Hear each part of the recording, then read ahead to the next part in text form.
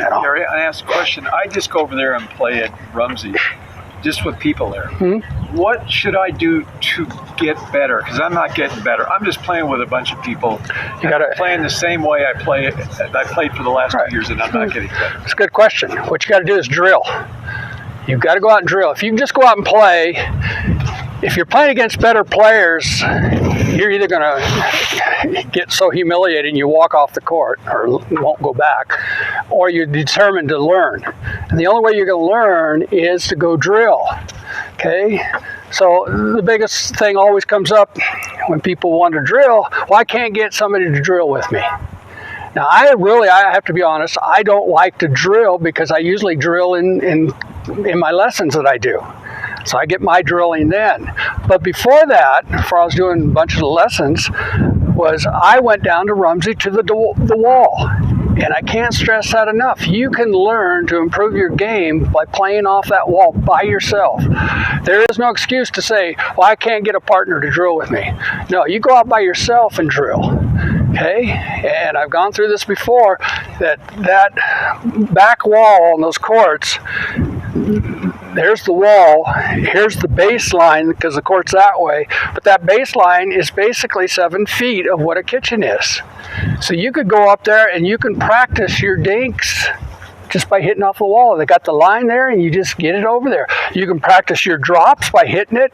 It may bounce 3 times before it gets back to you, but I tell you, when that gets there and it's 3 inches off the ground and you can still get your paddle under it and get it back over that line, you've improved your game. And that's what happened with me. I was able to get down low, So, I mean, if it got too far where I couldn't even get the paddle on it, then I just stopped it, dropped it again, and started over.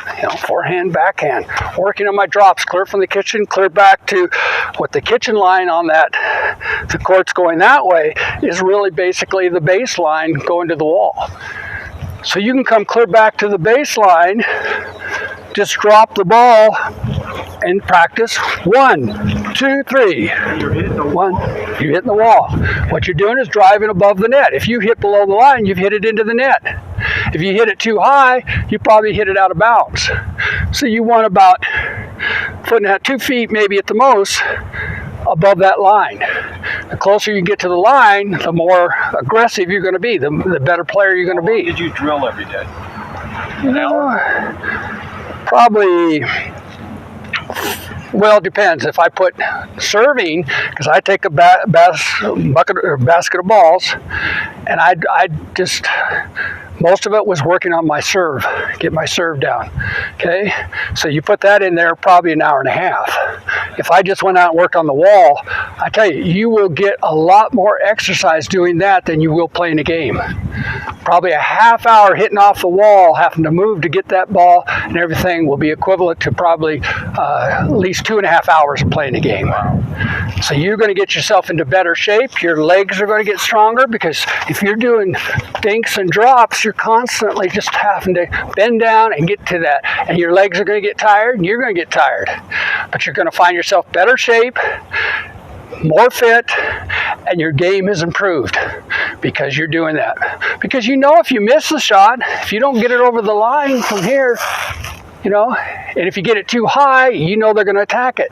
So basically you're looking at about that 2 foot area, maybe on a drop 3 foot, but just coming so it's going up like that and hitting over the line. If you'll do that, your game will improve. If you just go out to play, now your game will stay the same. But to answer your question, Wayne, get out and practice. Again, off the wall, out on the court, just take 5, 6, 7, 8 balls, whatever you got, and just throw them up. Boom, practice your stroke. 1, 2, 3. Try putting that top spin on it, brushing up on the ball. If you're going like this, the ball's flying off that way, you're not doing it right. But if you're coming right through here, boom. So you're getting your accuracy.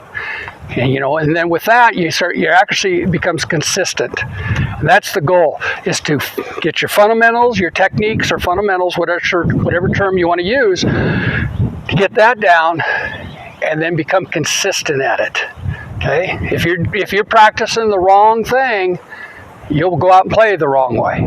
If you practice the right way, then you practice it, you'll become consistent at it. So